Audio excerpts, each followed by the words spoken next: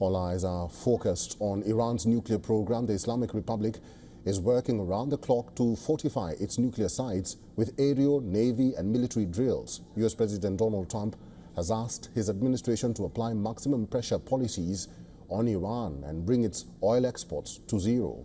Amid warnings of Israel targeting Tehran's nuclear sites, Iran has moved to a high alert state. Iran does not want to put itself in a vulnerable position and is strengthening its air defense system. The Islamic regime has domestically developed an air defense system and has Russian S-300s to protect its nuclear sites.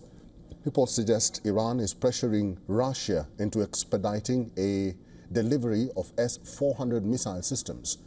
Russian Foreign Minister also visited Iran to resolve the issues around Iran's nuclear program. We spoke extensively about the situation around Joint Comprehensive Plan of Action on Iranian nuclear program. We are sure that the resource of diplomacy is still on the table. It should not be neglected. It should be exploited to the maximal efficiency without any threats and certain implications regarding use of force. We are determined to seek acceptable solutions to find a way out of the situation which has been created not by Iran, but by our Western colleagues.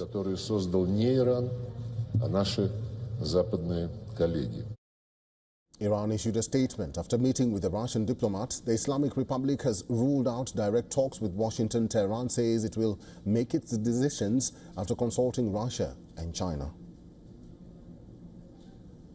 We will not negotiate under pressure, threats, or sanctions.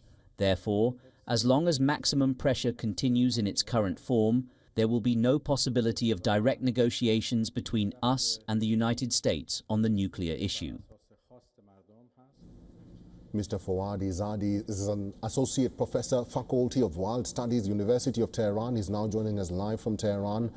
Mr. Izadi, welcome to the show. What sort of alert level has been raised in Iran following this fear of an attack on the country's nuclear sites? What are the authorities in Iran saying about this matter?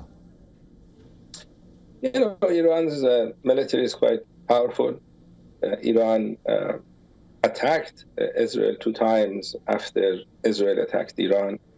And a 3rd round of attack could come anytime if Israel is foolish enough to attack Iran again. So people are not worried. The capabilities are quite extensive. The capabilities are indigenously produced.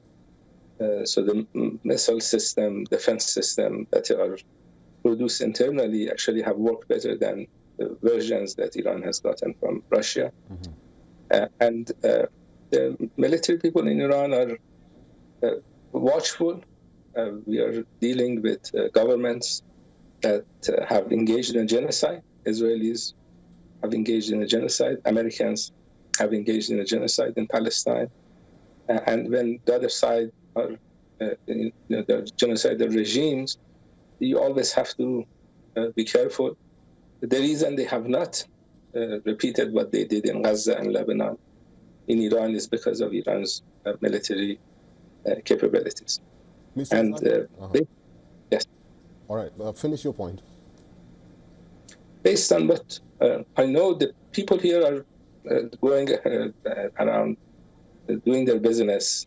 This is not something that is in people's mind, given the fact that Iran has shown that they are capable of defending the country, the military, and they are willing to use that capability to respond to any attack that comes from outside. Mr. Izadi, I also understand the Russian Foreign Minister, Sergei Lavrov, was in Iran and met with your country's foreign minister.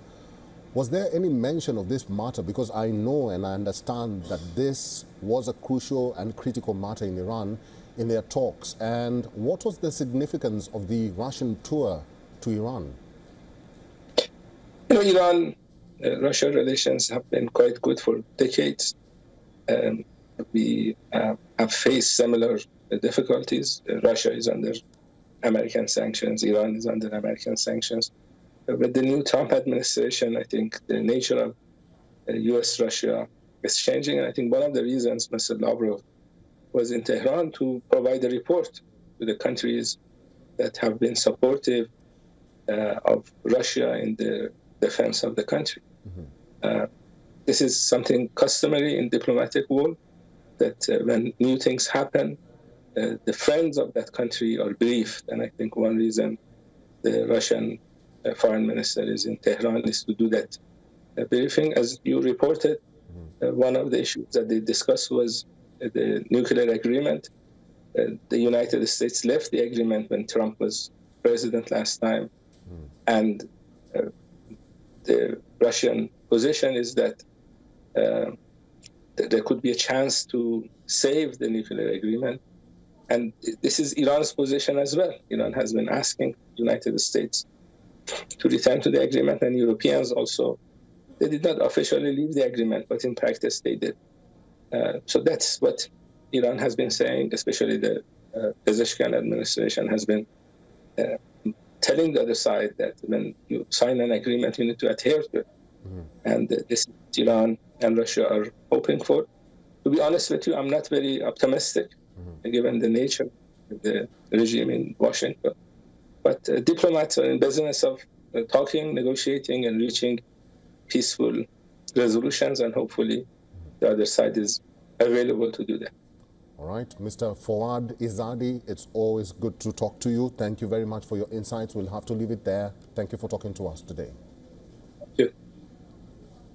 For all the latest news, download the WION app and subscribe to our YouTube channel.